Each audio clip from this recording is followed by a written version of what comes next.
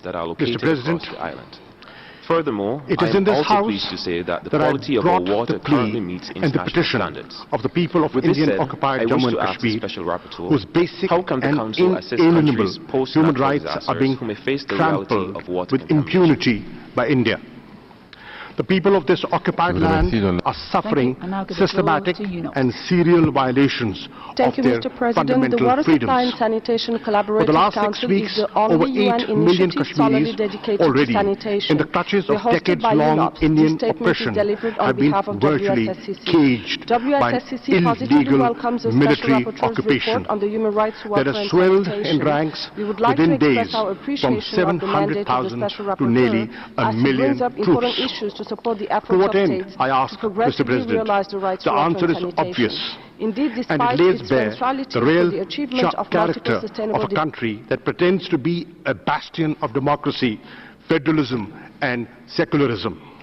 For the last 6 weeks, India has transformed occupied Jammu and Kashmir into the largest prison on this planet, with virtually no access to basic amenities and means of communication. Shops are running short of supplies, hospitals of life-saving medicines, and the sick and wounded, many of them due to the direct and indiscriminate use of force by the Indian occupation forces, unable to access even emergency health services.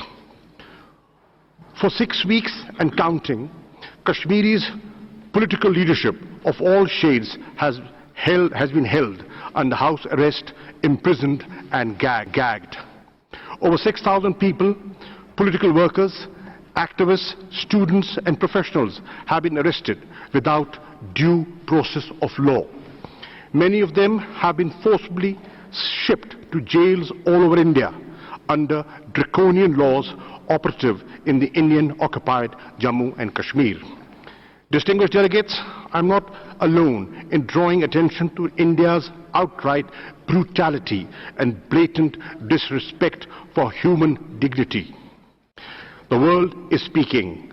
Independent and renowned international media outlets, as well as neutral observers, are regularly reporting horrendous atrocities against the people of the Indian-occupied Jammu and Kashmir. The BBC on the 29th of August reported gruesome details of torture of Kashmiri youth by Indian occupation forces. The report quotes helpless victims as pleading, "Don't beat us, just shoot us." I've had this article distributed to all of you for your perusal. Similarly, The Independent on the 2nd of September reported horrific episodes of extreme brutality and humiliation of Kashmiris by Indian occupation forces who have shamelessly tortured people in public while stripping them naked. Another report notes that the victims of pellet guns that have been used with abandon by the Indian occupation forces for years and have blinded scores of innocent Kashmiris for life are now reluctant to go to hospitals for treatment due to fear of intimidation, arrest and detention of the Indian occupation forces. No, ladies and gentlemen, this is not a flashback to medieval times. This barbarism is happening today in the 21st century. Of course, I do not need to remind a Human Rights Council that all this represents clear breaches of multiple international human rights instruments that India is party to. This is the real story of the Indian-occupied Jammu and Kashmir and its people under subjugation that India is desperate to hide from the world. This is the true face of the so-called largest democracy of the world.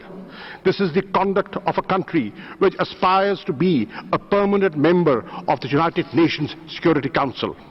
Mr. President, at the root of this mayhem is India's refusal to grant the people of Indian-occupied Jammu and Kashmir their right of self-determination.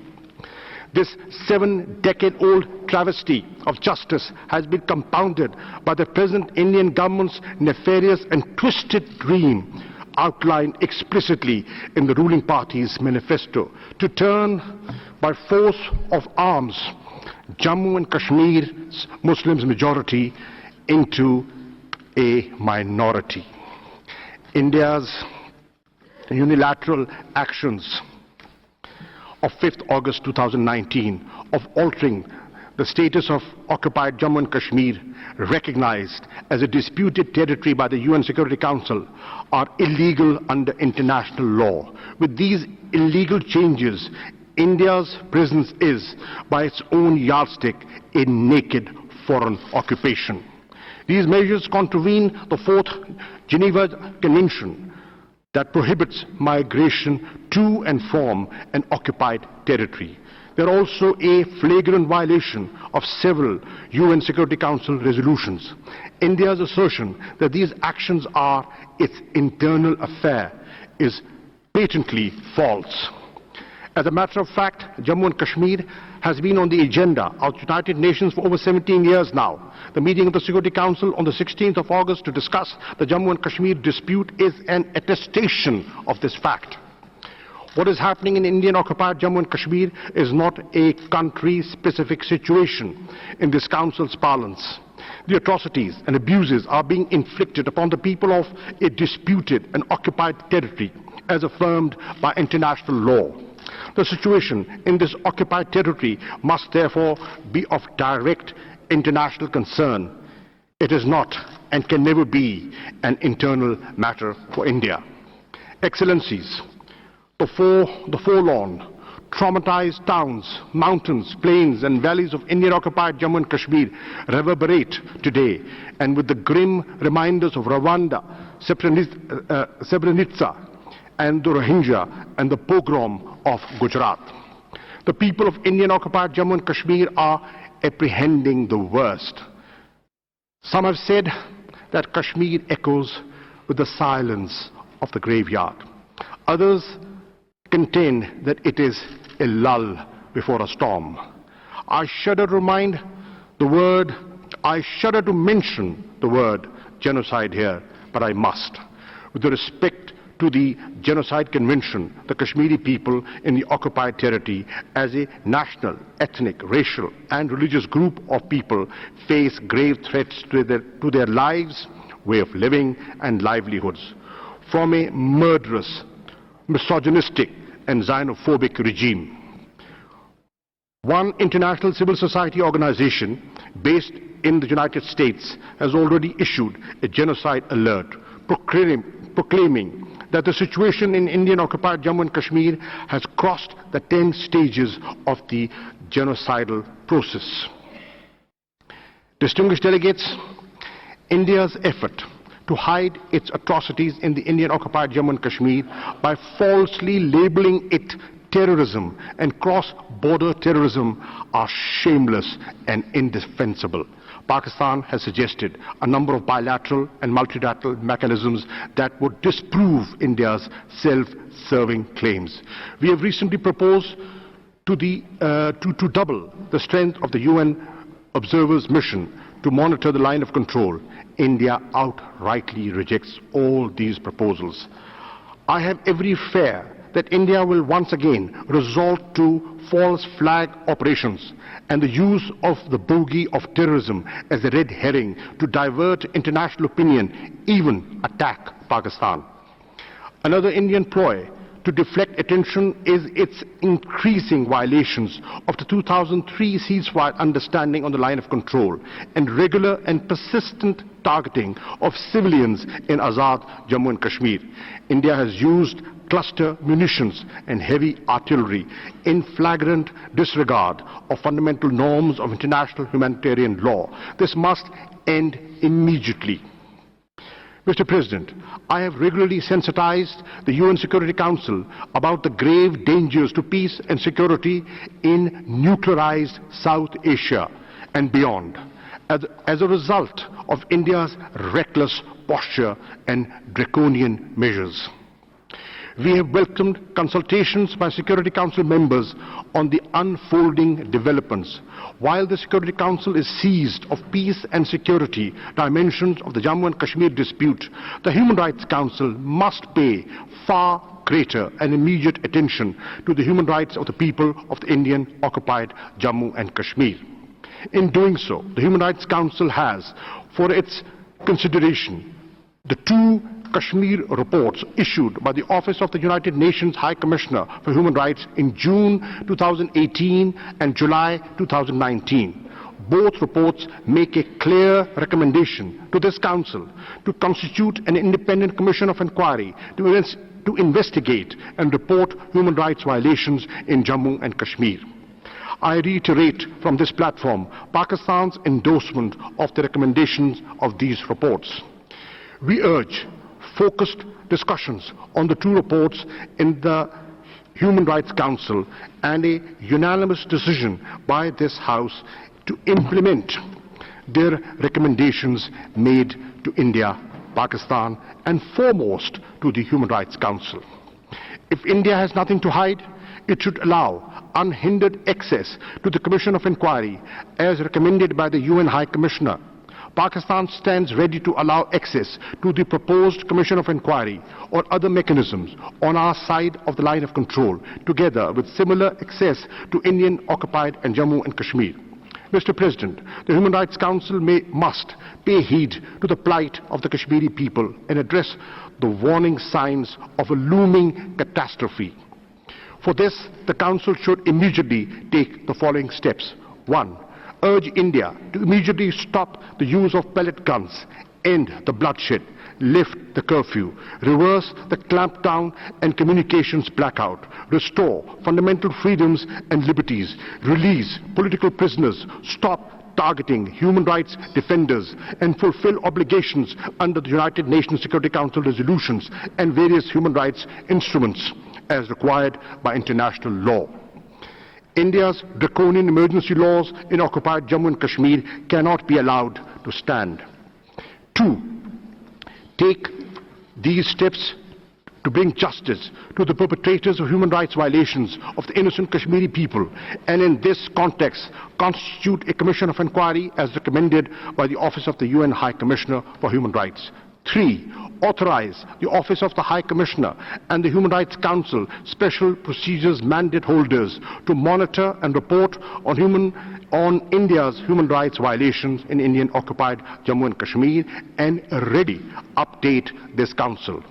And fourthly, call upon India to allow unhindered access to human rights organizations and international media to the Indian-occupied Jammu and Kashmir. The repository of the world's conscience on human rights, to seek justice and respect for the people of the Indian-occupied Jammu and Kashmir. At stake is our collective humanity, the principles that we all subscribe to, and what makes us human. We must not let political, commercial, and parochial considerations cloud and impair our thoughts and actions. We must not allow this august body to be embarrassed on the world stage. As a founding member of this Council, Pakistan feels morally and ethically bound to prevent this from occurring. But to do so, we must not remain indifferent to the tragedy that is unfolding before our eyes. We must act decisively and with conviction. Distinguished delegates, let us not forget that history is replete with failed, barbaric campaigns to wage demographic wars to change facts on the ground. India's attempt must fail, but this inevitability must occur without allowing the illegal Indian occupation forces to spill any more innocent blood. For 7 decades, the people of Indian-occupied Jammu and Kashmir have awaited implementation of the United Nations Security Council resolutions prescribing a plebiscite to honor their right to self-determination. History would be a most unforgiving judge if we fail yet again the people of this illegally occupied territory in their moment of greatest peril. Mr. President, let the world not forget the disastrous legacy of appeasement and the great cost of it to Europe. I invite everyone here to join us as we rise for justice. I thank you, Mr. President.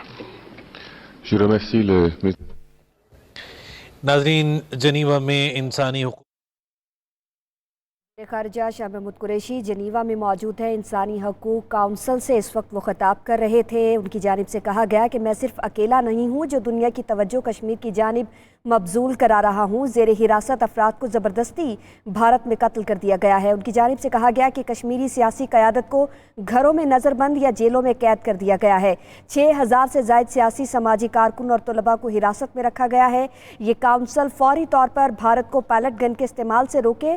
साथ ही साथ उन्होंने ये भी कहा कि कैदियों को फौरी तौर पर रिहा किया जाए। उन्होंने कहा कि मकबूजा कश्मीर में ना दुकानों पर अशियाए ज़रूरिया मुयस्सर हैं और ना अस्पतालों में अद्वियात, यहाँ तक कि अस्पतालों में इमरजेंसी सर्विस भी मुयस्सर नहीं है। उनका कहना था कि भारत का 5 अगस्त का यकतरफा फैसला अक़वाम मुत्तहिदा की करारदादों के खिलाफ है।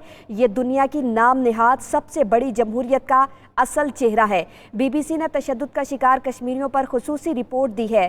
पैलेट्स के शिकार कश्मीरियों को अस्पताल में इलाज की भी इजाज़त नहीं दी गई है, जबकि पिछले 6 हफ्तों से भारत ने मकबूजा कश्मीर को दुनिया का सबसे बड़ा कैद खाना बनाया हुआ है। उनकी जानिब से कहा गया है कि कश्मीरियों की तमाम सियासी क़यादत पाबंदे सलासल है। वज़ीर ख़ारिजा शाह महमूद कुरैशी का अक़वाम मुत्तहिदा की इंसानी हकूक़ काउंसिल के 42वें इजलास से खिताब।